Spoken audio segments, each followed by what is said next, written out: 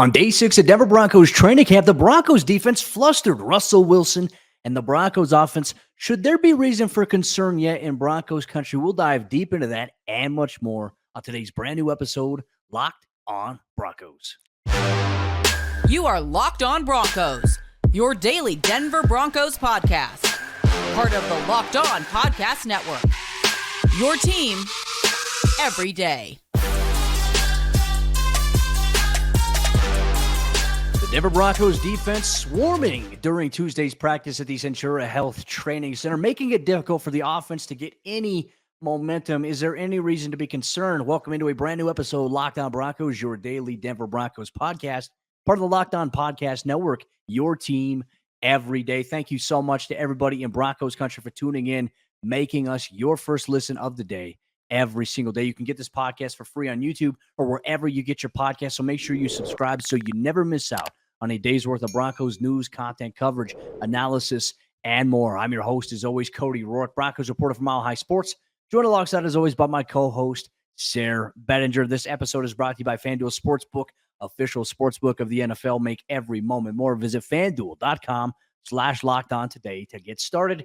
Sayre, the second day of fully padded practices were ongoing at Tuesday for the Denver Broncos under the Sean Payton era, and the defense had their way with the offense on the day. Some highlight plays. Obviously, we'll dive deep into that on today's episode of the show. But for the defense to win, I mean, I'm seeing a theme not only just in Denver, but around the NFL. The defense is having a lot of success so far around a lot of NFL teams' training camps, which I think will give us a little bit more perspective into what we'll dive deep into a little bit later on here in the show.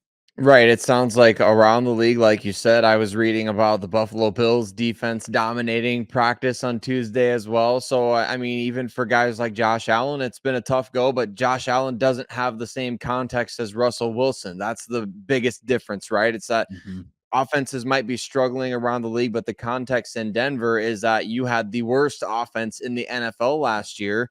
And so I know we're going to talk a little bit about those struggles, whether or not it's concerning later on, but I think it's important. We got to obviously highlight if the defense is playing well, that's a big deal because obviously you're changing schemes on that side of the ball, changing a lot of key personnel in the starting lineup. And most notably, maybe arguably at the very least, Zach Allen replacing Draymond Jones there on the defensive line. And we saw when Draymond went down at the end of last season, that was humongous for the Denver Broncos pass rush. Only 3 sacks in the final 3 games for the entire Denver Broncos team. So Draymond going down, Bradley Chubb getting hurt.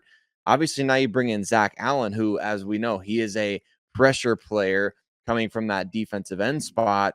It sounds like he had a pretty big day at practice on Tuesday.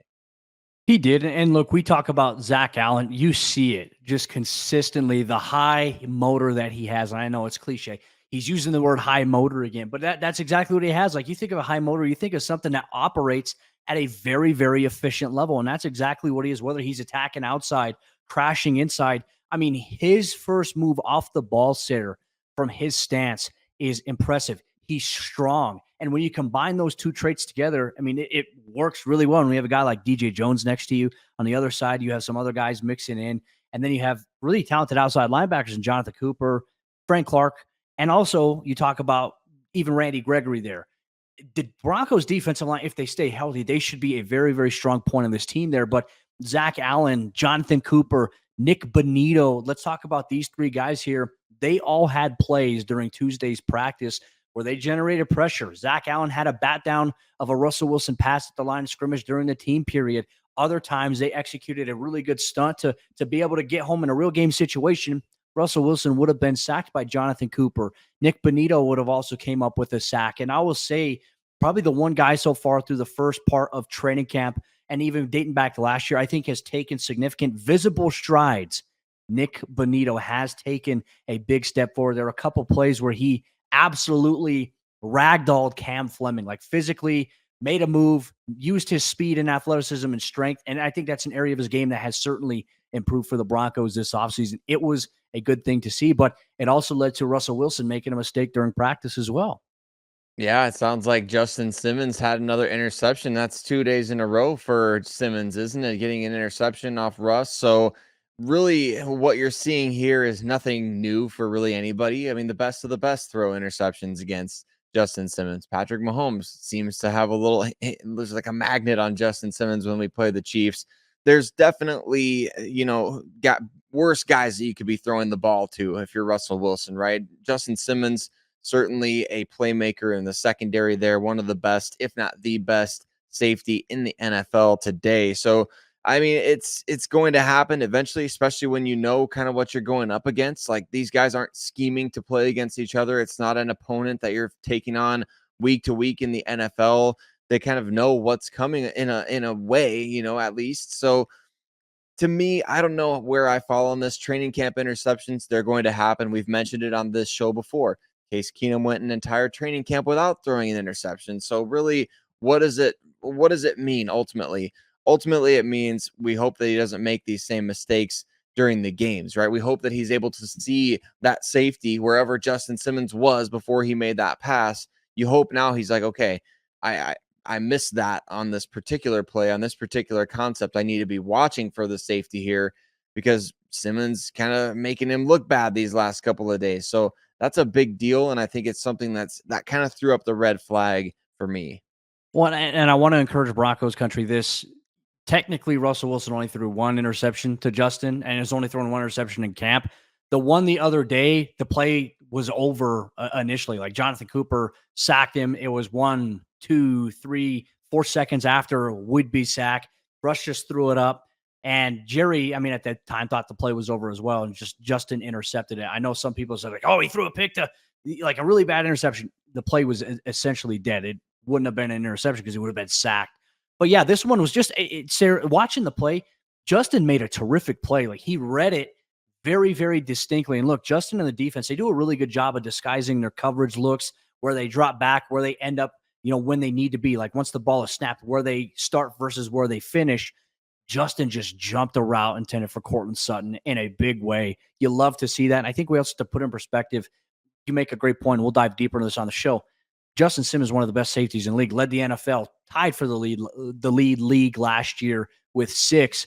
But then Russell Wilson, the question surrounding, well, he just had a really bad season last year. So everything Russell Wilson does is going to be under the microscope, rightfully so. We'll dive deeper into that. But I want to highlight some other plays that stood out here during the Broncos practice. Now, while the defense certainly won the day overall, the offense still had moments where they got their licks in. And I wanted to highlight something that I saw on a big-time Samaje Perine run. I saw a tremendous double team with Ben Powers and Lloyd Cushenberry on DJ Jones. They completely sealed him and allowed Samaje to get right through and to get a big gain. That would have been simulated for maybe 10-plus yards in a real game. That, you love to see that. The communication between those guys is pretty solid there. And there's some highlight plays as well for the Broncos offense. Russell Wilson later on in the final team period of practice. It was a third down emphasis day for them on Tuesday, so we have to keep that in mind. That's how they kind of set some things up. But Russell Wilson found Courtland Sutton deep down the left side with Surtain and Simmons in coverage. Sutton came down with it. The crowd went crazy a little bit. You love to see a little bit of give and take. That was probably their best offensive play that they've had, the first team offense so far through training camp. But then, hey, your second team unit, Jarrett Stidham, delivered in the team period as well. A beautiful deep bomb dime to Montreal Washington, who got behind the Broncos defense in one of those plays there. You love to see it. You love to see the different combinations. And what, from my perspective, I can't share too much, but to me, I've been really valuing watching Sean Payton and how he designs some plays, how he schemes certain things to come open. It is nice to see. There is a little bit of Shanahan in terms of what you do see. And I think Broncos fans will see that this upcoming season. But those are really the recap, the highlights of Broncos camp, day number 6, second day in pads at the Centura Health Training Center. We're going to dive deep into a discussion, though. Should there be a concern surrounding the Broncos' offense's struggles and with the defense dominating them? Is that a sign for concern? What can we read into it? Sayre and I will share our thoughts on today's episode, Locked On Broncos. This episode of the show is brought to you by our friends over there, FanDuel Sportsbook. Take your first swing at betting MLB on FanDuel and get 10 times your first bet amount in bonus bets up to $200. That's right. Just bet $20 and you'll land $200 in bonus bets, whether you win or whether you lose. That's $200 that you can spend betting everything from the money line to the over-under to who you think is going to have the first home run in a game, all on an app that's safe, secure, and super easy to use. Plus, when you win, you can get paid instantly. Not only do they have MLB action, but they also have NFL futures. The Broncos right now have the 12th best odds to win the AFC. If you believe that they're going to turn around this upcoming season, you can get in on the action over there at FanDuel Sportsbook. There's no better place to bet on the MLB or the NFL than FanDuel, America's #1 sportsbook. So sign up today and visit FanDuel.com/lockedon to get up to $200 in bonus bets. That's FanDuel.com/lockedon. FanDuel, official partner of Major League Baseball.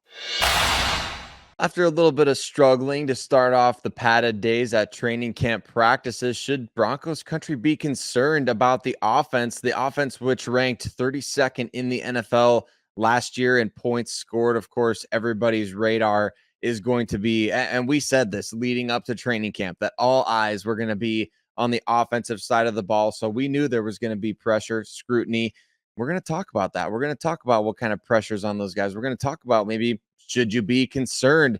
Before we do that, though, we got to say thank you to every single one of you that makes Locked On Broncos your first listen every single day, free and available anywhere and everywhere that you listen to podcasts. And Cody, we love joining people in the car. We love joining people for their workouts.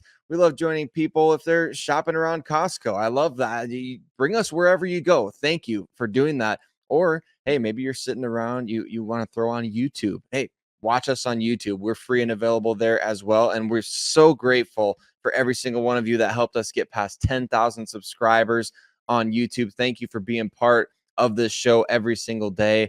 And Cody, for the everydayers out there, I think it's a fair question. Should there be concern? I know it's early in Denver Broncos training camp, but here's kind of what I think. And I want you to tell me, because you see it, you're there watching every play. You're able to kind of dissect and really digest all this. From my vantage point, as a fan of the team, I want to hear great things about the offense. I want to hear the offense is looking good. I want to hear that they are playing well, that Sean Payton's offense is kind of taking for all these guys, right? When we're not hearing that necessarily, that raises huge red flags to me, especially, like I said, given the context of last year. Would you say it's time to sound the alarm, or should the hand be hovering over the proverbial red button, like the panic button there? What's your perspective? Well, you make a great point. And in the eyes of the fan base, that is very, very, very valid considering what happened last year. But I do want to remind folks, this was day 2 of pads. And there's a ramp-up period. The offensive line hasn't been able to hit anybody or engage contact with anybody. So let's see. I would say right now, Sayre, obviously Russ didn't have a great day yesterday in practice. But I would say overall, through the start of camp, for the most part, he's been fine, right? This is an offense that's still going through an install. They may not be exactly where the defense is. And obviously the defense is returning a lot of guys. And I don't want to sound like I'm making excuses, but I think we do have to put it in perspective. I think both things can be true.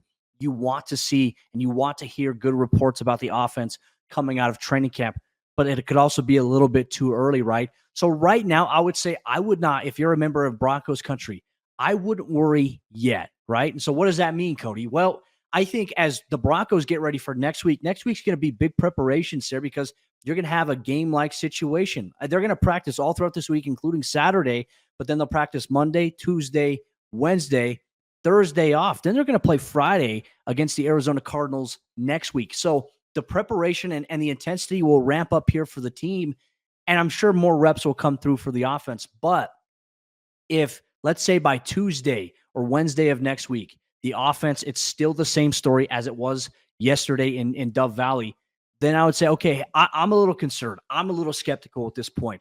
I think right now it's too early to feel that way, but it is something that is approaching. And I know a lot of Broncos fans, rightfully so, have their eyes on that as a situation. Now, from your perspective as a fan, I mean, and you also interact with a lot of fans as well. How do you feel about kind of maybe my stance on that?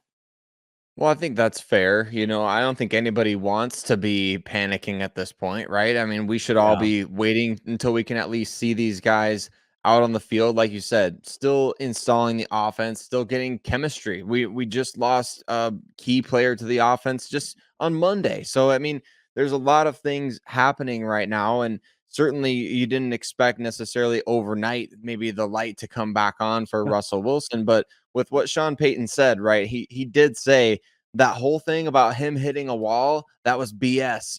He said that. So like we're buying into what he's saying, that it's BS that he hit this wall, that he's going to be, if this team doesn't make the playoffs, like there's a lot going on here that's like, okay, what he's saying, I'm here for it. And then on the other hand, what's being reported coming out of camp, well, I would prefer if it was much better going towards the offense, or if the mistakes they were making, it was like great throw by Russell Wilson, but Justin Simmons made a better play. I just feel like we're not hearing enough of that kind of stuff. And that's what you would want, right? If you're covering the team, if you're watching the team, if you want the team to succeed, you want these guys making each other better. You don't want this whole same thing that's been going on since 2015, where it's like, man, the defense just looks like it's playing in a different league compared to the offense. Yeah, no, that's a great point too. And here's the challenge, I'd say, from maybe my perspective, covering practices live. Like while fans are in attendance, the restrictions that we previously had in terms of tweeting while practice going, they're gone. But Sayre, it's also tough because I got this right here, handy dandy notebook that I have all my notes on from practice for the last few days. And it goes pages deep here, Sayre. And for me, it's like I would rather write them down, and that way I can focus, because knowing me, I can read my own chicken scratch writing. So I'm sitting there, I'm writing, I'm like, okay, bang, bang, bang. It allows me to watch practice more versus if I'm tweeting, I'm looking down at my phone to make sure I don't have any, tweet. Like if I'm saying something else, it doesn't correct it to ducking or something like that. But that's the number one thing, though, is that I think everything right now is in a vacuum because it is open. Fans are seeing it. Fans are hesitant because of how things have been on the offensive side of the ball. I will say this, and this is something I've really enjoyed watching Sean Payton the last 2 days coaching the offense. We talk about tempo.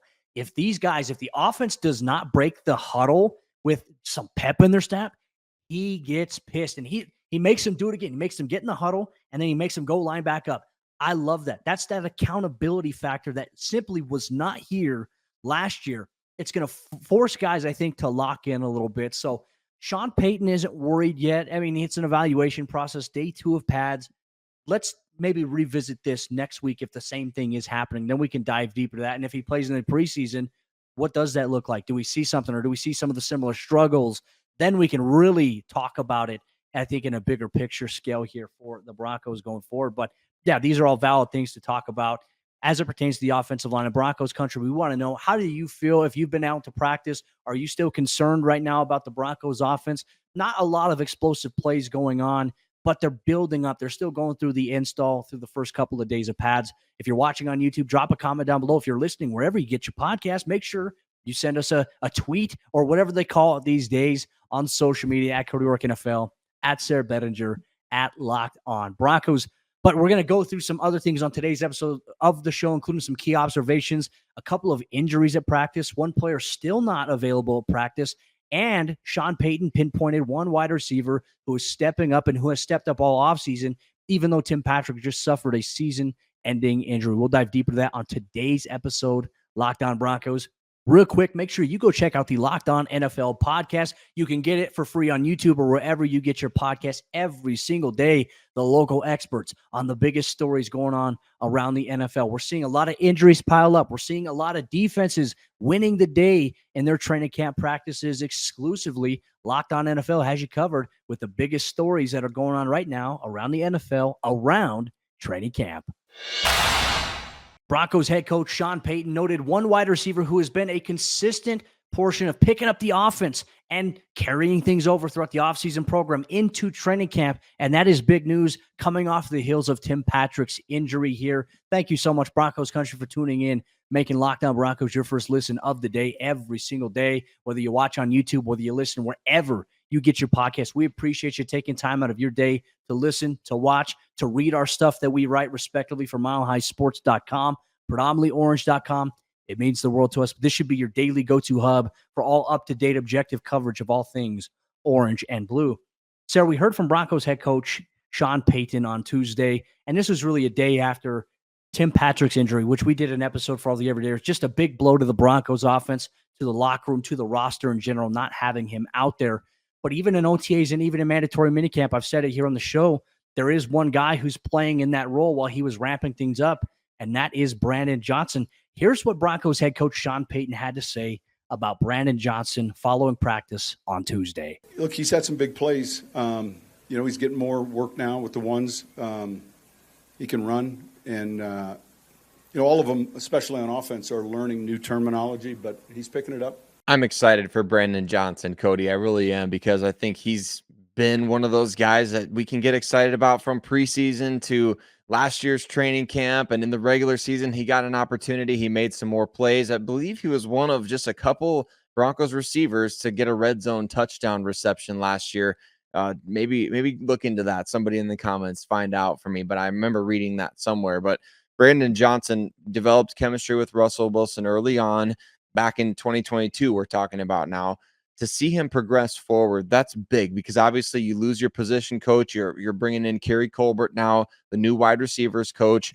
Brandon Johnson had a pretty significant connection to Zach Azzanni, right? They were together at Tennessee way back in the day before Brandon Johnson transferred to UCF. So his story is very fascinating to me. I would love to see him continue to progress and make this roster. And really, he's one of those guys that like you root for. That's what Sean Payton said about Jaleel McLaughlin, right? He said he's one of those guys you root for.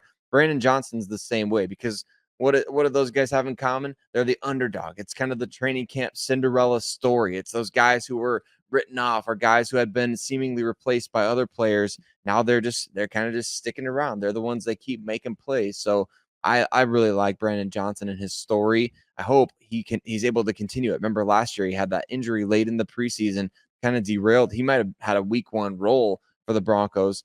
Maybe this year the story's a little different.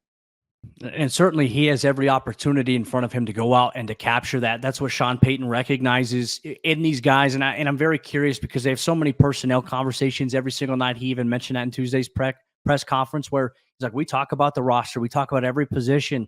I wonder how those conversations, they kind of fluctuate. And obviously the Tim Patrick injury, KJ Hamler, what's going on with him? These are two guys that are right now removed from the situation. Denver did add back, once again, Nick Williams to the roster. We'll see what happens here in the next couple of days. They also added a cornerback as well, Fabian Moreau. We'll dive a little bit deeper here in a minute, but I wanted to ask you a quick question before we transition to some of the injury stuff that is going on, that maybe we get some more clarity on here. And that is, even if Brandon Johnson emerges and steps up and does a lot of things in this role here for Tim Patrick, are you on the front that Denver should add another wide receiver? And there's a couple of veteran names out there, but at this point, we also have to ask ourselves, are those veteran names, are they going to be capable of coming in and picking up a new offense right away?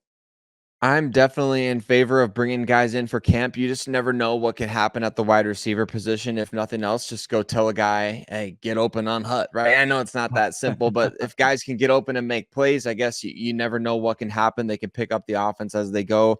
Cody, I feel like Nick Williams, it's like a scene from The Office where Michael's saying, snip, snap, snip, snap, snip, snap. Poor guy, thankfully he's back now for his sake, right? But I think they could add somebody, Cody. I think Julio Jones is still out there, Jarvis Landry. How about Josh Gordon? He was teammates with Ben DiNucci in the XFL. He was tearing it up out there, 14 some yards per Russ catch. Loves Josh. Yeah, Russ loves Josh Gordon. I know Sean Payton coached Julio Jones at the Pro Bowl, where Russell Wilson has thrown him many passes through the years. So there's a lot of guys out there. N'Keal Harry, former first-round pick. He made a couple plays for the Bears last year. There's names out there, but it's like, what do the Broncos want to do here? What are they trying to replace? Are they trying to replace more of what KJ brought?